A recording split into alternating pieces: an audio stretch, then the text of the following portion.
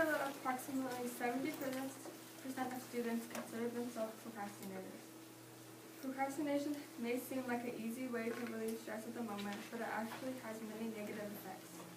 I will be sharing with you information on what causes procrastination and any negative effects.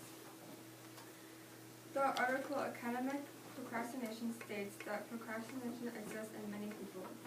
Researchers believe that this trait is one of the inherited tendencies of humans. Ellis and Knus defined procrastination as a tendency to avoid activities, assigning work to the future, and using apologies to justify the delay in activities. There are various types of procrastination, but the most common is academic procrastination. Now that you know a little more about procrastination, I'm going to be talking about what causes it.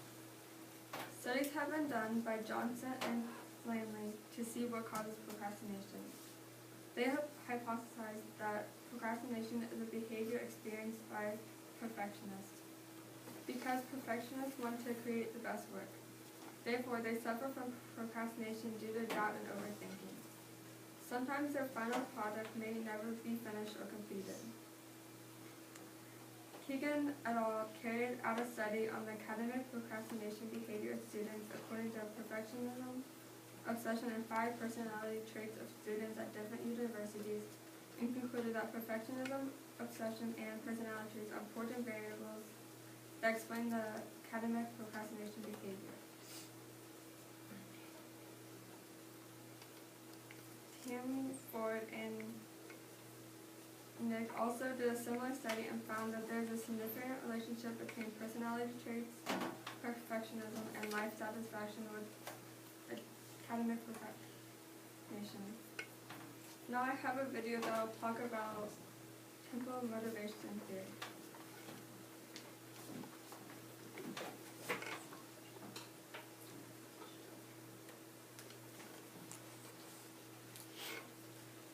I find to be particularly useful is temporal motivation theory, which is laid out by Dr. Pierce Steele in his book, The Procrastination Equation. This theory suggests that a person's motivation to complete a task or assignment can be represented by, you guessed it, an equation. And that equation is motivation equals expectancy times value all over impulsiveness times delay. Now, while I don't really think all the complexities of human behavior can be boiled down to a neat little equation, I do think that this procrastination equation is a useful mental model for pinpointing the specific causes of our procrastination. So let's go ahead and break it down. Expectancy is a term that represents how strongly you believe that you're able to complete a task, and it has an inverse correlation with your procrastination. If you feel confident on what you're doing, your expectancy will be high, and that will increase your motivation to get to work.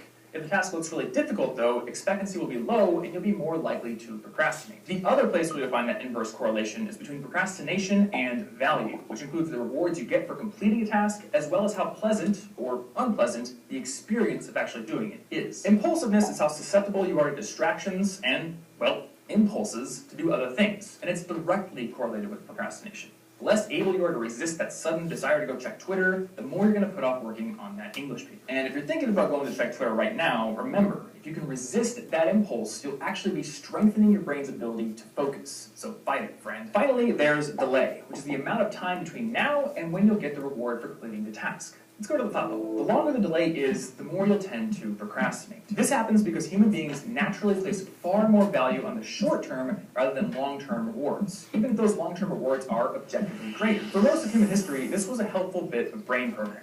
If you were a hunter-gatherer living in 10,000 BCE, you had no reason to care about the antelopes you were going to hunt in 3 years. All that mattered was the one in front of you right now. But today, when your success in life depends more on studying for tests and remembering to put money in an IRA than on your antelope hunting skills, your brain's hardwired preference for short-term rewards becomes a hindrance. It's the main reason why you consistently find yourself cramming for tests the night before. Rationally, you know that you should start studying a few weeks in advance, but most of your brain is like, is that really necessary? And to make matters worse, delay is the hardest factor in the equation to control, since the time at which you'll get the task's reward is often set in stone. This is especially true when you're in school, since almost everything has a due date. Thanks, Thought Bubble.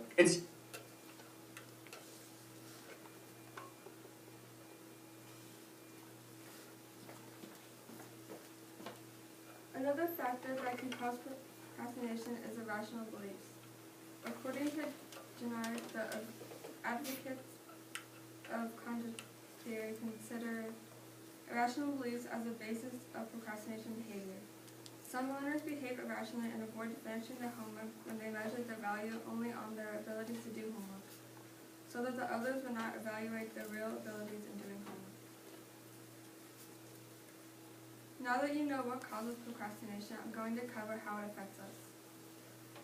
The article Examining the Effects of Academic Procrastination states that procrastination causes stress, anxiety, and even panic attacks.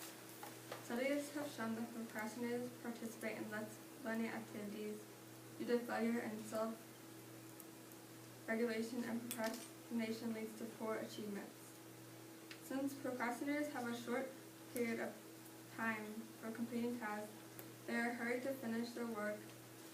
Procrastinators have reported that they feel a compulsion to drop out frequently throughout a course and find it difficult to maintain motivation. Although everyone might feel the urge to procrastinate, it actually has many negative effects. Now you know all about procrastination and what causes it. Thank you very much. Give a round of applause. Thank you, Ashlynn.